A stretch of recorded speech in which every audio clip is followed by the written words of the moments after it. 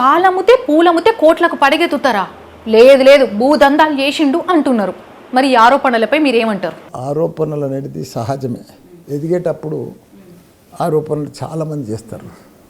చాలామంది అన్నారు కూడా, కొందరు పాలు అమ్మినా పూలు అమ్మినా ఇంత గొప్పోడు ఎట్లయిండు, మా అమ్మ కూడా అమ్మింది, మా నాయన కూడా అమ్మిండు. చాలామంది కూడా లీడర్లు కూడా వాళ్ళు ఎందుకు కాలేదు, మల్లారెడ్డి ఎందుకు అయిండు అని చాలామంది కూడా సందేహాలు చెప్పిర్రు.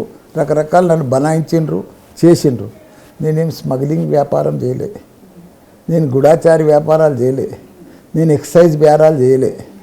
నేను చేసిందల్లా పాల వ్యాపారం, పూల వ్యాపారం, బోర్వెల్ వ్యాపారం, మంచి స్కూళ్ళు పెట్టినా, విద్యను అందియాలి అందరికని, మంచి కాలేజీలు పెట్టినా, మంచి మెడికల్ కాలేజీలు పెట్టినా, పేద ప్రజలకు సేవ చేయాలని, అట్లా మంచిగా ఎంపీ అయినా మినిస్టర్ అయినా పేదలకు సేవ చేయాలని ఆ రకంగా ఒక్కొక్క మెట్టెక్కుతూ ఒక్కొక్క ఇటుకే కడుతూ యూనివర్సిటీలు కట్టినా, ఒక్కొక్క మెట్టు ఎక్కుతూ మినిస్టర్ దాకా వచ్చిన.